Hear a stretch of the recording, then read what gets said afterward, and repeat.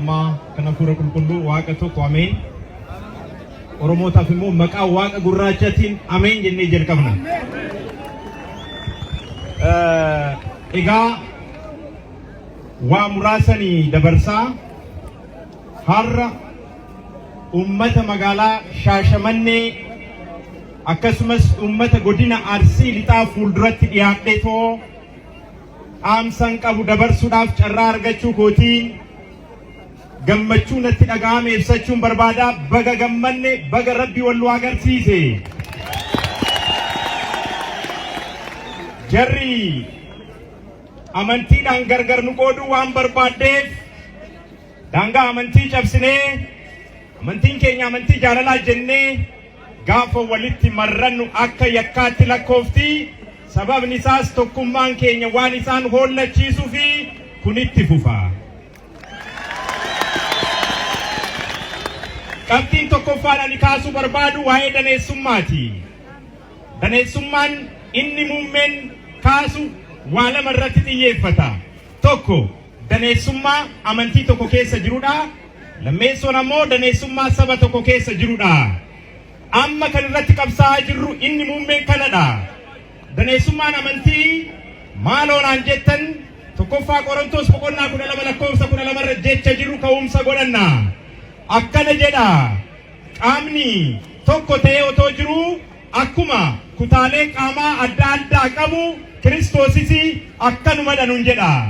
Sababa kanaan mana kiristaanaa Ortodoks Tawaahidoo keessatti amantiin keenya tokko ta'ullee qaamni tokkichi kutaalee qaamaa gargar ta'an waan qabuuf Oromoonis dhaga'amuu qabaa, Amaarris dhaga'amuu qabaa, Hadiyaanis dhaga'amuu qabaa, Walaayitaanis dhaga'amuu qabaa, Affaaris dhaga'amuu qabaa, Sumaaleenis dhaga'amuu qabaa. Kana ni deeggartu moo deeggartanii?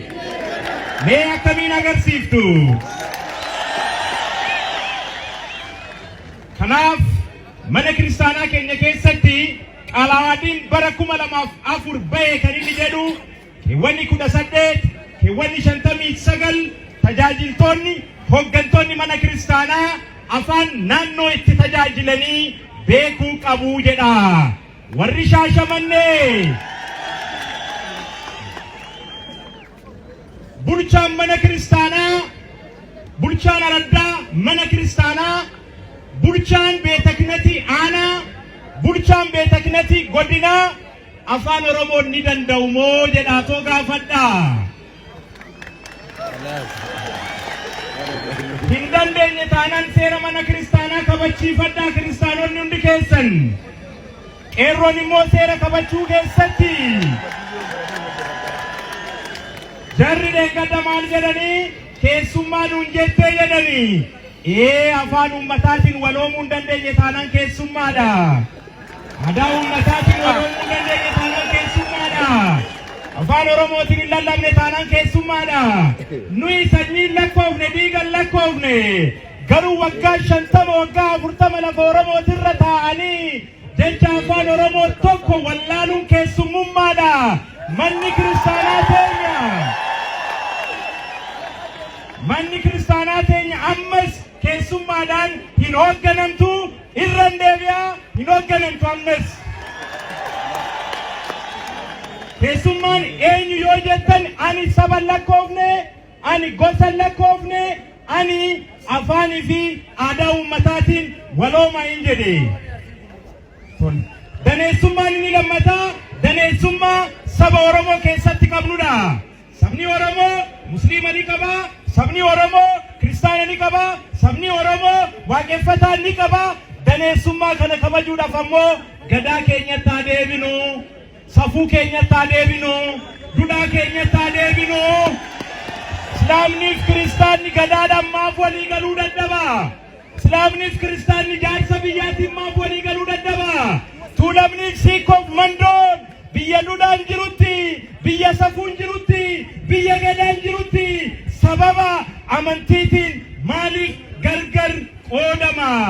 Dhaamsinni lammataa hiyyeessi miidhamee haqni dhiibame kan jedhudha. Kun xiyyeeffannaan isaa lixa Oromiyaa fi kibba Oromiyaa irratti. Manni kiristaanaa lallabaa wangeelaa haqni dhiibame hiyyeessi miidhame jechuu qaba. Wallagga irratti namoonni hedduun miidhamaniiru, dararamaniiru, dhiibamaniiru. Boorana Gujii irratti miidhaan guddaan ga'aa jira. Mootummaan gadi bahee kuni kanaaf ta'erree jedheetoo nutti hin himne. Mirga odeeffannoo argachuu qabna. Mootummaan dirqama iftoominaa qaba. Mootummaan itti gaafatamummaa qaba. Dhugaadha, nageenya ni barbaanna. Dhugaadha, olaantummaan seeraa kabajamuu qaba. Da'oo olaantummaa seeraatii fi da'oo nageenyaatiin garuu hawaasni keenya dararamuu hin qabu. Hiyyeessi miidhameera, haqni dhiibameera. Dhaamsi kiyya inni dhumaa paartilee siyaasa Oromoo hundaafi. Paartileen siyaasa Oromoo tokkummaa fi nageenya irratti xiyyeeffatanii hojjechuu qabu.